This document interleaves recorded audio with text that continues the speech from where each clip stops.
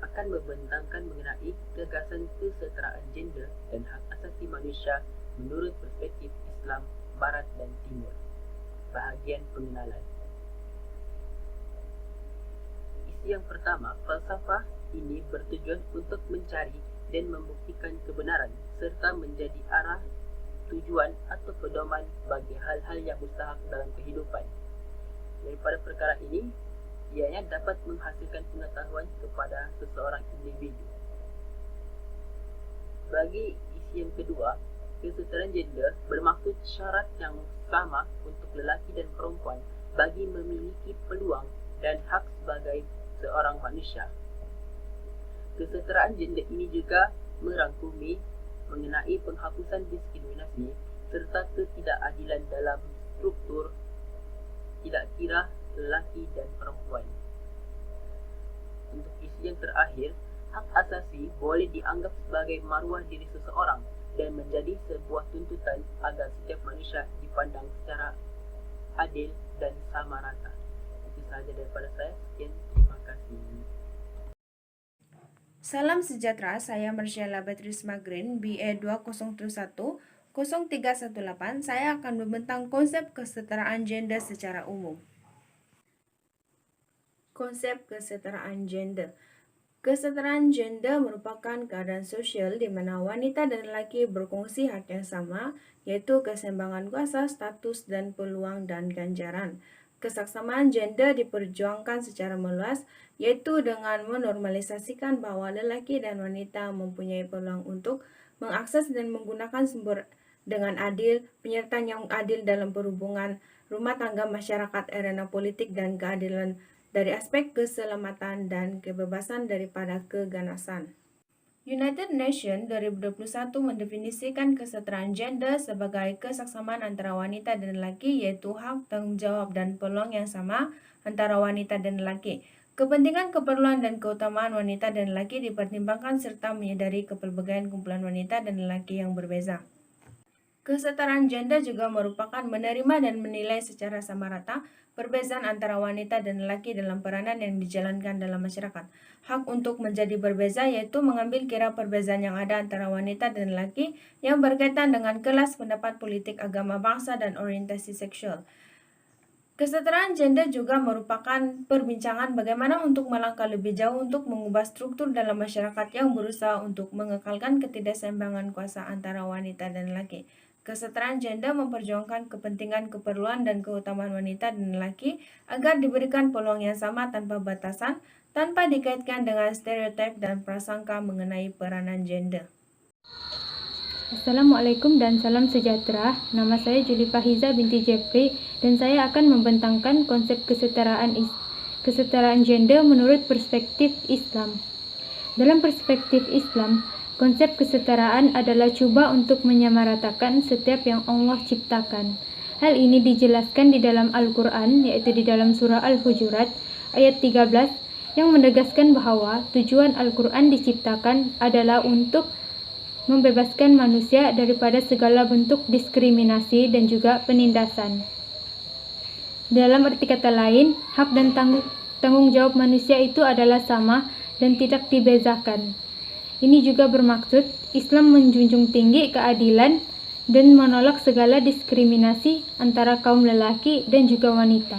Walaupun pada hakikatnya Islam adalah agama yang diajarkan untuk tidak menindas kaum wanita, namun amalan setengah masyarakat yang cenderung untuk merendahkan kaum wanita telah sedikit sebanyak memburukkan image Islam. Hal ini juga menyebabkan muncul golongan feminis, yaitu golongan yang memperjuangkan hak pembebasan wanita. Sebahagian daripada golongan ini berpendapat bahwa wujud diskriminasi antara kaum wanita disebabkan oleh sistem patriarki, yaitu sistem yang menerangkan kelas sosial dalam masyarakat di mana kedudukan di atas akan memegang kekuasaan dominan terhadap golongan yang di bawah. Dalam institusi keluarga, sistem ini bersifat patriarki karena lelaki ditempatkan sebagai ketua keluarga. Di dalam Al-Quran telah dijelaskan, yaitu di dalam surah Al-Baqarah ayat 228, bahwa Allah memberikan kelebihan 1 derajat kepada kaum lelaki. Meskipun kaum lelaki diberikan kelebihan tersebut, namun wanita juga mempunyai hak sebagaimana mereka memikul kewajiban. Oleh yang demikian, kelebihan 1 derajat ini bukanlah satu bentuk penindasan, melainkan satu penegasan berkaitan kedudukan lelaki dan wanita dalam institusi kekeluargaan. Oleh itu, hal inilah merupakan kesalahan terbesar golongan feminis karena menganggap bahwa perbedaan lelaki dan wanita yang telah ditetapkan di dalam Islam sebagai satu bentuk patriarki. Dalam Islam juga, tafsiran Al-Quran oleh para ulama mendapati bahwa hak dan tanggung jawab antara lelaki dan wanita adalah sama dan tidak dibedakan. Lelaki dan wanita diletakkan berdasarkan tempat masing-masing sesuai dengan fitrah dan bukannya berdasarkan kepentingan kaum lelaki serta mendiskriminasikan kaum wanita. Itu sahaja daripada saya. Sekian dan terima kasih.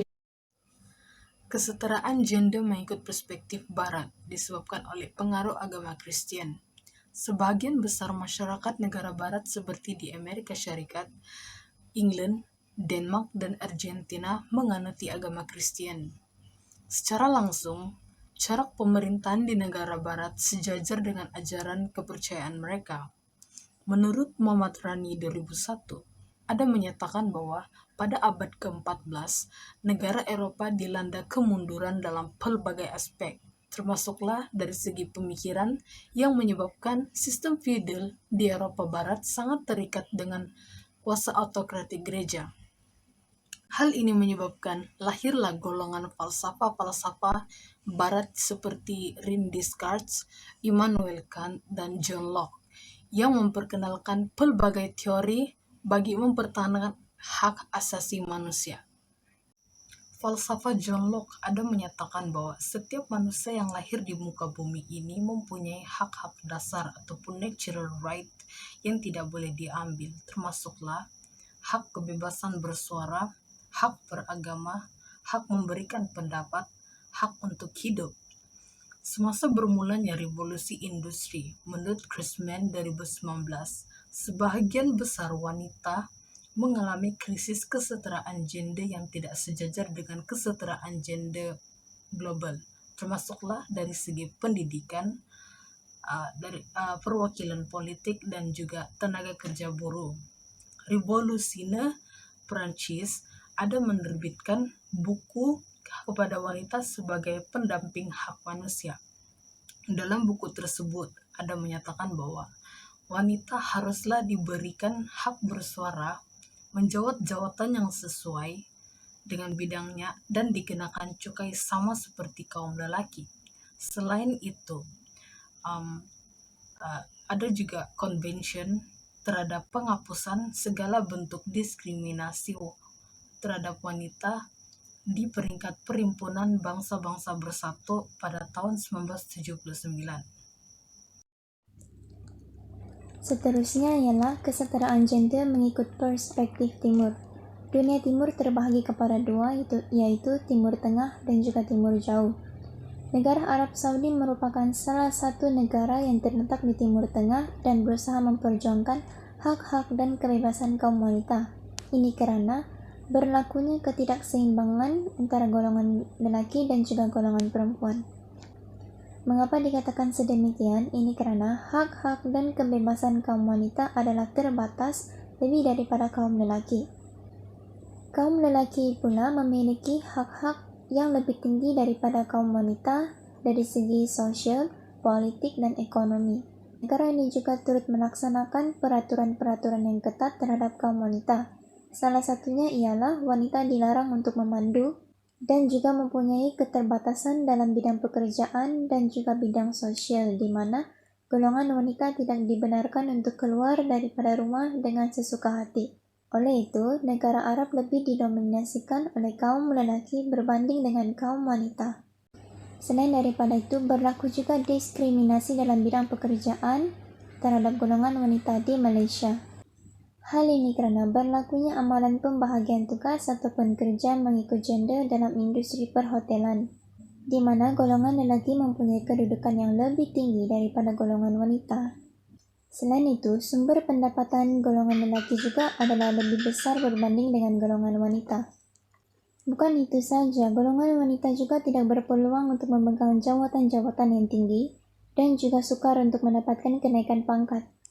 Justru itu, masih terdapat segelintir kaum wanita yang terlibat dalam pekerjaan yang terhad kepada peranan mereka, seperti mengemas, memasak, dan juga mengurus hal rumah tangga.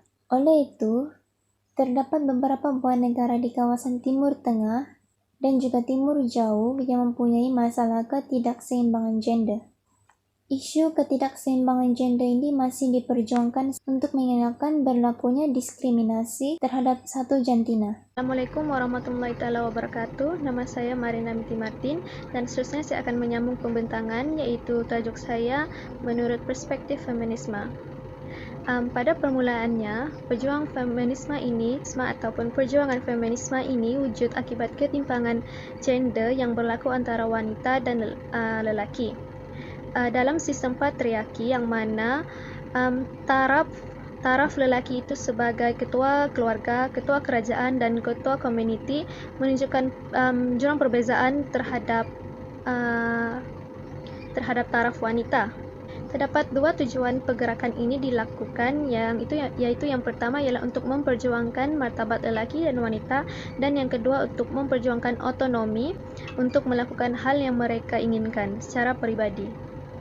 Para feminis juga menganggap perkataan feminis itu sendiri menjadi satu masalah bagi kaum wanita karena menunjukkan wanita itu mempunyai sifat-sifat pasif. Di sini kita dapat lihat betapa jauhnya perbezaan taraf antara wanita dan lelaki pada ketika itu. Jadi inilah mengapa wujudnya pergerakan feminisme. Manakala dalam konteks Islam pula terdapat pejuang-pejuang modernis yang memperjuangkan isu gender ini di dalam Islam. Contohnya Muhammad Abduh tentang bagaimana taraf wanita dan lelaki itu adalah sama. Feminis mempunyai beberapa kelompok, yaitu feminis Marxis, feminis radikal, feminis liberal, dan feminis konstruktual.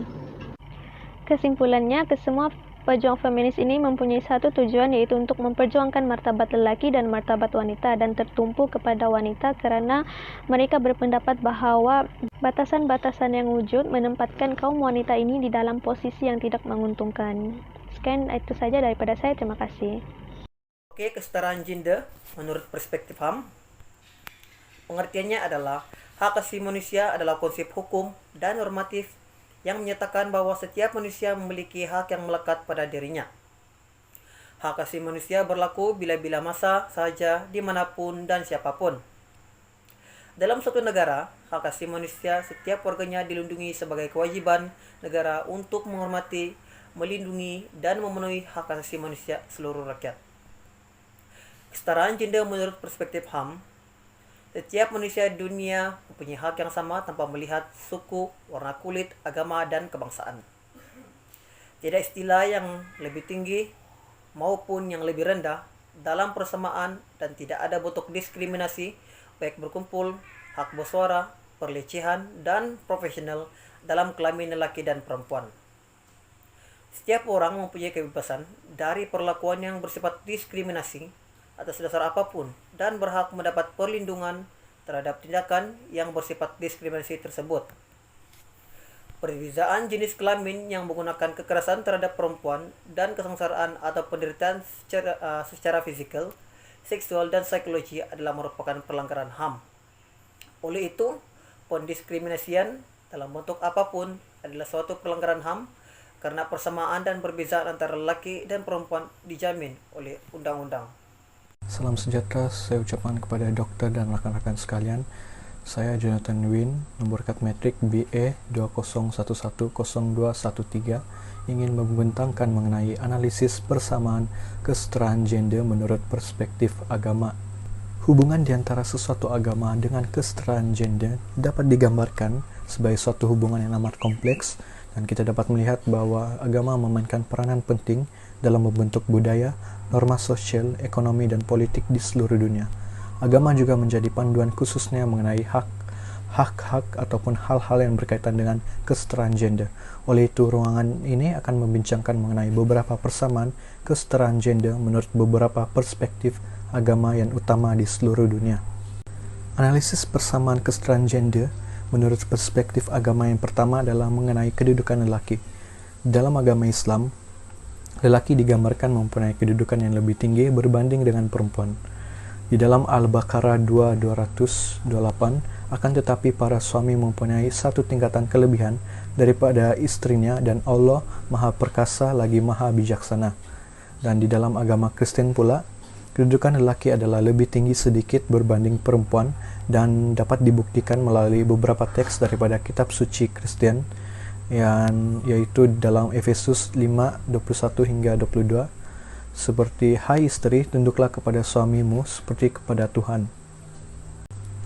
Hal ini seolah-olah wujud ketidakadilan dalam kedudukan lelaki yang lebih tinggi berbanding wanita, tetapi kita harus ingat bahwa lelaki mempunyai tanggung jawab yang lebih besar berbanding wanita. Manakala dalam kedudukan lelaki dalam agama Buddha dan Hindu, kedua-dua agama ini mempunyai persamaan pandangan bahwa kedudukan lelaki adalah sama tarafnya dengan wanita. Analisis persamaan kesetaraan gender menurut perspektif agama yang seterusnya adalah pandangan lelaki sebagai pemimpin. Agama Islam, Kristen, Buddha, dan Hindu bersetuju bahwa lelaki merupakan individu yang layak dijadikan teladan sebagai pemimpin. Menurut agama Islam, lelaki mempunyai tanggung jawab yang besar, yaitu menjadi pemimpin khususnya dalam rumah tangga dan juga dalam hal-hal ibadah. Dalam agama Buddha pula, kebanyakan lelaki menjadi sami, terutamanya sebelum mereka bernikah. Hal ini adalah untuk mendidik mereka mempunyai sikap pemimpin dan kepemimpinan selepas mereka selesai menjalani proses sebagai sami. Analisis persamaan kesetaraan gender menurut perspektif agama yang terakhir adalah mengenai tanggung jawab lelaki ataupun suami dalam konteks perkawinan. Berdasarkan teks-teks daripada kitab-kitab suci dalam agama Kristen, Islam, dan Hindu, kesemua agama yang utama ini mempunyai perspektif yang sama apabila ianya berkaitan dengan tanggung jawab seorang lelaki ataupun suami dalam konteks perkawinan. Sebagai contoh, dalam agama Islam amat menitik beratkan tanggung jawab seseorang suami dalam aspek rumah tangga, dan hal ini dapat dibuktikan dalam surah Al-Baqarah 233 menyatakan bahwa dan kewajiban suami memberi makan dan pakaian kepada istri dengan cara yang baik. Bagi agama Kristen pula, lelaki ataupun suami dalam konteks perkawinan mempunyai kewajiban ataupun tanggung jawab yang harus dilakukan sama seperti dalam agama Islam. Sebagai contoh, kitab suci Kristen dalam 1 Korintus 7 ayat 3 menyatakan bahwa seorang suami harus memenuhi kewajibannya sebagai suami kepada istrinya, dan seorang istri harus memenuhi kewajibannya sebagai istri kepada suaminya. Masing-masing harus memenuhi kewajibannya kepada yang lain. Seterusnya kita akan masuk kepada analisis perbezaan kesetaraan gender menurut perspektif agama. Kita tidak dapat nafikan bahwa terdapat juga perbezaan kesetaraan gender yang ketara menurut perspektif agama utama ini. Perbezaan kesetaraan gender ini menurut perspektif agama-agama utama di dunia bukanlah untuk kita memperburukkan dan memperkecilkan agama dan gender tersebut, tetapi untuk kita mempelajari suatu ilmu baru berkaitan dengan perbezaan kesetaraan gender. Ruangan yang seterusnya ini membincangkan dan menganalisis perbezaan kesetaraan gender menurut perspektif agama-agama utama. Analisis perbezaan kesetaraan gender menurut perspektif agama yang pertama adalah mengenai kedudukan wanita. Agama Islam, Kristen, dan Buddha mempunyai pandangan yang sama apabila berkaitan dengan kedudukan wanita yang sama taraf dengan lelaki, dan meletakkan perempuan pada kedudukan yang istimewa dan mulia. Dan sebagai contoh, dalam agama Islam itu sendiri, kewujudan surah Al-Nisa dalam Al-Quran yang bermaksud perempuan atau wanita ini menunjukkan betapa tingginya martabat seseorang wanita dalam konteks agama Islam. Namun, perspektif ini berbeza dalam agama Hindu. Pada awalnya, yaitu pada waktu zaman Veda, yaitu 4000 sebelum Masehi, Wanita sentiasa memegang peranan yang penting dalam kehidupan dan dipandang tinggi. Walau bagaimanapun pada zaman Manu, ianya merupakan zaman kemunduran dan kemerosotan kaum wanita dalam agama Hindu. Sebagai contoh, wanita yang sudah berkawin tidak boleh bebas keluar tanpa pengetahuan suami, dan undang-undang sati, yaitu wanita dibakar hidup-hidup dalam upacara kematian suami, juga turut diperkenalkan pada ketika itu. Selain itu, analisis kesetaraan gender menurut perspektif agama yang seterusnya adalah di dalam konteks perkawinan. Agama-agama utama seperti agama Islam, Kristen, Buddha, Hindu, dan sebagainya mempunyai pandangan yang berbeza, terutamanya dalam konteks perkawinan. Konteks perkawinan ini juga amat berkait rapat dengan isu kesetaraan gender. Sebagai contoh, di dalam agama Islam itu sendiri membenarkan perceraian dilakukan dalam hal perkawinan, tetapi harus menurut hukum-hukum perceraian. Buktinya dalam surah Al-Baqarah ayat 227 dalam Al-Quran menyebutkan bahwa, dan jika mereka berketetapan hati hendak menceraikan, maka sungguh Allah Maha mendengar, Maha mengetahui. Walau bagaimanapun, hal ini amat berbeza menurut perspektif agama Kristen. Agama Kristen memandang tinggi perkawinan sebagai satu ikatan suci antara seseorang lelaki dan seseorang wanita untuk sepanjang zaman. Dalam Malaiki 2:16, kitab suci Kristen mengatakan bahwa aku membenci perceraian, maka jagalah dirimu dan janganlah berkhianat. Bahagian kesimpulan.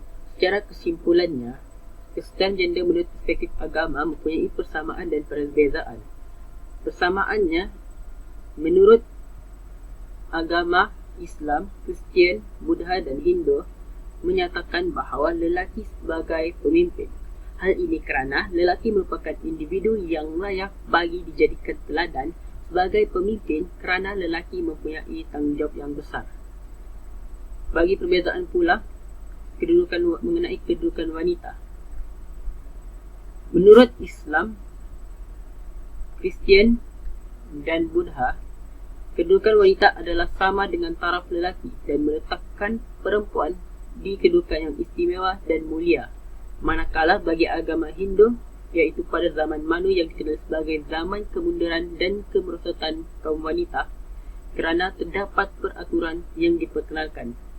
Sebagai contoh, wanita dibakar hidup-hidup apabila suaminya meninggal dunia dan dibakar ketika upacara penguburan.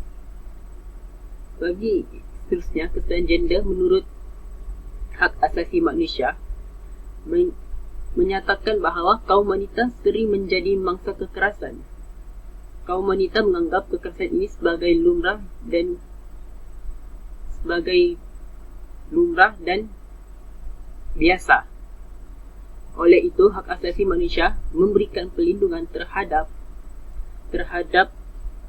kaum wanita dengan konsep perlindungan keadaan yang setaraf lelaki dan perempuan. Itu sahaja daripada saya. Sekian, terima kasih.